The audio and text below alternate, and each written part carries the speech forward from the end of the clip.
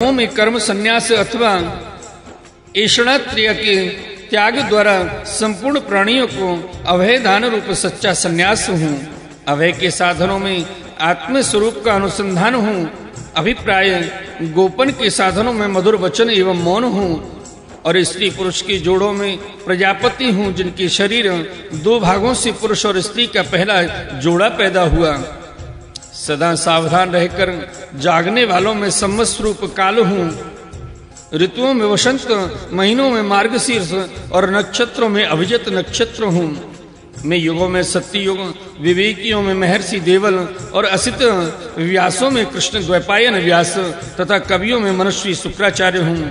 सृष्टि की उत्पत्ति और लय, प्राणियों की जन्म और मृत्यु तथा विद्या और अविद्या की जानने वाले भगवानों में विशिष्ट महापुरुषों में मैं वासुदेव हूँ। मेरे प्रेमी भक्तों में तुम उद्धव, किम पुरुषों में हनुमान, विद्याधरों में सुदर्शन, जिसने अजगर के रूप में नंद बाबा को ग्रस लिया था और फिर भगवान के पाद स्पर्श से मुक्त हो गया था, मैं हूँ।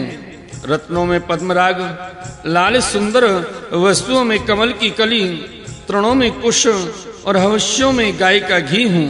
मैं व्यापारियों में रहने वाली लक्ष्मी, छल कपट करने वालों में धूत कीड़ा, तितिक्षुओं की तितिक्षा, कष्ट सहन शूरता और सात्विक पुरुषों में रहने वाला सत्व गुण हूँ। मैं बलवानों में उत्साह और पराक्रम तथा भगवत भक्तों में भक्ति युक्त निष्काम कर्म हूँ। वैष्णवों की पूज्य वासुदेव, संकर्षण, प्रद्युम्न, अनिरुद्ध, नारायण, हयग्रीव, बरहा, नरसिंह और ब्रह्मा, इन 9 मूर्तियों में मैं पहली एवं श्रेष्ठ मूर्ति वासुदेव हूँ। मैं गंधर्वों में विश्वावसु और अप्सराओं में ब्रह्मा जी के दरबार की अप्सरा पूर्व चित्त हूँ। पर्वतों में स्थिरता और पृथ्वी में शुद्ध अभिकारी गंध में ही हूँ।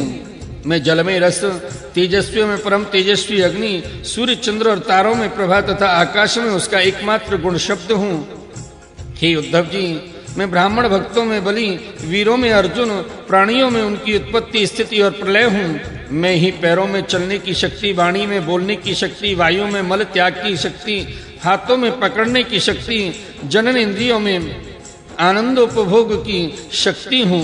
त्वचा में स्पर्श की, नेत्रों में दर्शन की, रसना में स्वाद लेने की, कानों में श्रवण की और नासिका में सूंघने की शक्ति भी मैं हूँ। समस्त इंद्रियों की इंद्रिय शक्ति मैं ही हूँ। पृथ्वी, वायु, आकाश, जल, तेज, अहंकार, महतत्व, पंचमहाभूत, जीव, अव्यक्त, प्रकृति, सत्व, रज, तम और उनमें परे रहने वाला ब्रह्मा, ये सब मैं ही हूँ। इन तत्वों की गणना लक्षणों द्वारा उनका ज्ञान तथा तत्व ज्ञान रूप उसका फल मैं ही हूँ। मैं ही ईश्वर हूँ, मैं ही जीव हूँ, मैं ही गुण हूँ और मैं ही गुणी हूँ। मैं ही सबका आत्मा और मैं ही सब कुछ हूँ। मेरे अतिरिक्त और कोई भी पदार्थ कहीं भी नहीं है। यदि मैं गिनने लगूं तो किसी समय परमाणुओं की गणना तो कर सकता हूँ, परंतु अपनी विभूतियों की गणना नहीं कर सकता, क्योंकि जब मेरे रचे हुए कोटि कोटि ब्रह्मांडों की भी गणना नहीं हो सकती, तब मेरी विभूतियों की गणना तो हो ही कैसे सकती है। ऐसा समझो कि जिसमें भी तेज, श्री, कीर्ति, ऐश्वर्य, लज्जा, त्याग, सौंदर्य, सौभाग्य, पराक्रम, तितिक्षा और विज्ञान आदि श्रेष्ठ गुण हो, वह मेरा ही अंश है। हे उद्धव जी, मैंने तुम्हारे प्रश्न के अनुसार संक्षेप से विभूतियों का वर्णन किया। ये सब पदार्थ परमार्थ वस्तु नहीं है, मनोविकारात्मा मात्र है, क्योंकि मन से सोची और वाणी से कही हुई कोई भी वस्तु परमार्थ वास्तविक नहीं होती, उसकी एक कल्पना ही होती है। इसलिए तुम वाणी को स्वच्छंद भाषण से रोको, मन के संकल्प विकल्प बंद करो, इसके लिए प्राणों को वश में करो और इंद्रियों का दमन करो। सात्विक बुद्धि के द्वारा प्रपंचाभि मुख बुद्धि को शांत करो, फिर तुम्हें संसार के जन्म मृत्यु रूप बीहड़ मार्ग में भटकना नहीं पड़ेगा। जो साधक बुद्धि के द्वारा वाणी और मन को पूर्णतः वश में नहीं कर लेता, उसके व्रत, तप और दान उसी प्रकार क्षीण हो जाते हैं जैसे कच्चे घड़े में भरा हुआ जल। इसलिए मेरे प्रेमी भक्त को चाहिए कि मेरे पारायण होकर भक्ति युक्त बुद्धि से वाणी, मन और प्राणों का संयम करे। ऐसा कर लेने पर फिर उसे कुछ करना शेष नहीं रहता, वह कृत्य कृत्य हो जाता है। बोलिए श्रीमद् भागवत महापुराण की जय। आइए भक्त वृंदो, श्रीमद्भागवत महापुराण के 17वें अध्याय वर्णाश्रम धर्म निरूपण का वर्णन श्रवण करते हैं। उद्धव जी ने कहा, कमल नयन भगवान श्री कृष्ण आपने पहले वर्णाश्रम धर्म का पालन करने वालों के लिए और सामान्यतः मनुष्य मात्र के लिए उस धर्म का उपदेश किया था जिससे आपकी भक्ति प्राप्त होती है। अब आप कृपा करके यह बताइए कि मनुष्य किस प्रकार से अपनी धर्म का अनुष्ठान करे जिससे आपके चरणों में उसी भक्ति प्राप्त हो जाए। हे प्रभु, महाभाव माधव, पहले आपने हंस रूप से अवतार ग्रहण करके ब्रह्मा जी को अपने परम धर्म का उपदेश किया था। रिपुदमन बहुत समय बीत जाने के कारण वह इस समय मृत्यु लोक में प्राय नहीं सा रह गया है, क्योंकि आपको उसका उपदेश किए बहुत दिन हो गए हैं। अच्युत, पृथ्वी में तथा ब्रह्मा की उस सभा में भी जहां संपूर्ण वेद मूर्तिमान होकर विराजमान रहते हैं, आपके अतिरिक्त ऐसा कोई भी नहीं है जो आपके इस धर्म का प्रवचन प्रवर्तक अथवा संरक्षण कर सके। इस धर्म के प्रवर्तक, रक्षक और उपदेशक आप ही हैं। आपने पहले जैसे मधु दैत्य को मारकर वेदों की रक्षा की थी, वैसे ही अपने धर्म की भी रक्षा कीजिए।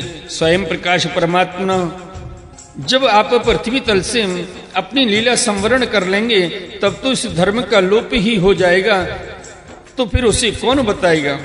आप समस्त धर्मों के मर्मज्ञ हैं, इसलिए प्रभु आप उस धर्म का वर्णन कीजिए जो आपकी भक्ति प्राप्त कराने वाला है, और यह भी बतलाइए कि किसके लिए उसका कैसा विधान है। श्री सुखदेव जी कहते हैं, परीक्षित, जब इस प्रकार भक्त शिरोमणि उद्धव जी ने प्रश्न किया, तब भगवान श्री कृष्ण ने अत्यंत प्रसन्न होकर प्राणियों के कल्याण के लिए उन्हें सनातन धर्मों का उपदेश किया। भगवान श्री कृष्ण ने कहा, प्रिय उद्धव, तुम्हारा प्रश्न धर्ममय है, क्योंकि इससे वर्णाश्रम धर्मी मनुष्यों को परम कल्याण रूप मोक्ष की प्राप्ति होगी। अतः मैं तुम्हें उस धर्म का उपदेश करता हूँ, सावधान होकर सुनो। जिस समय इस कल्प का प्रारंभ हुआ था और पहला सतयुग चल रहा था, उस समय सभी मनुष्यों का हंस नामक एक ही वर्ण था। उस युग में सब लोग जन्म से ही कृत्य होते थे, इसीलिए उसका एक नाम कृतयुग भी है। उस समय केवल प्रणव ही वेद था और तपस्या, शौच, दया एवं सत्य रूप 4 चरणों से युक्त में ही वृषभ रूपधारी धर्म था। उस समय के निष्पाप एवं परम तपस्वी भक्तजन मुझ हंस रूप शुद्ध परमात्मा की उपासना करते थे। परम भाग्यवान उद्धव, सतयुग के बाद त्रेता युग आरंभ होने पर मेरे हृदय से श्वास प्रश्वास के द्वारा ऋग्वेद, सामवेद और यजुर्वेद त्रैविद्या प्रकट हुई, और उस त्रैविद्या से होता ऊर्ध्वयों और उद्गाता के कर्म रूप 3 भेदों वाले यज्ञ के रूप से मैं प्रकट हुआ। विराट पुरुष के मुख से ब्राह्मण, भुजा से क्षत्रिय, जंघा से वैश्य और चरणों से शूद्रों की उत्पत्ति हुई। उनकी पहचान उनके स्वभाव अनुसार और आचरण से होती है। उद्धव जी, विराट पुरुष भी मैं ही हूँ, इसीलिए मेरे ही उरुस्थल से गृहस्थ आश्रम, हृदय से ब्रह्मचर्य आश्रम, वक्षस्थल से वानप्रस्थाश्रम और मस्तक से संन्यास आश्रम की उत्पत्ति हुई। इन वर्ण और आश्रमों के पुरुषों के स्वभाव भी इनके जन्म स्थानों के अनुसार उत्तम, मध्यम और अधम हो गए।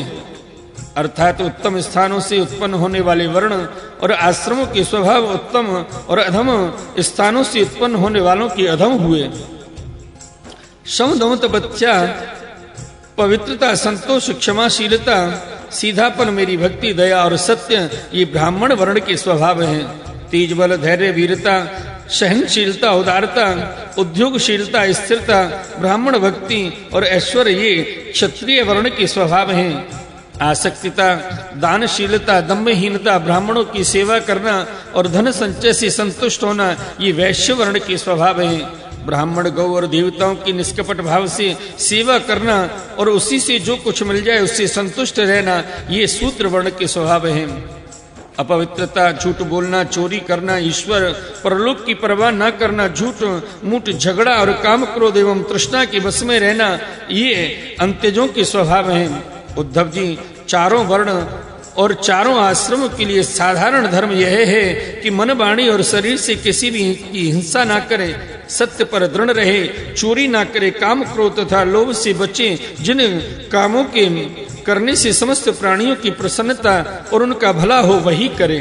ब्राह्मण, क्षत्रिय तथा वैश्य गर्भाधान आदि के संस्कारों के क्रम से यज्ञोपवीत संस्कार रूप द्वितीय जन्म प्राप्त करके गुरुकुल में रहे और अपनी इंद्रियों को वश में रखे, आचार्य के बुलाने पर वेद का अध्ययन करें और उसके अर्थ का भी विचार करें। मेखला, मृग चर्म, वर्ण के अनुसार दंड रुद्राक्ष की माला यज्ञोपवीत और कमंडल धारण करें, सिर पर जटा रखें, शौकीनी के लिए दांत और वस्त्र न धोवे, रंगीन आसन पर न बैठे और कुछ धारण करें। स्नान, भोजन, हवन, जप और मल मूत्र त्याग के समय मौन रहे और कक्ष तथा गुप्तेंद्रिय के बाल और नाखूनों को कभी न काटे। पूर्ण ब्रह्मचर्य का पालन करें। स्वयं तो कभी वीर्यपात करे ही नहीं। यदि स्वप्न आदि में वीर्य स्खलित हो जाए तो जल में स्नान करके प्राणायाम करें एवं गायत्री का जाप करें। ब्रह्मचारी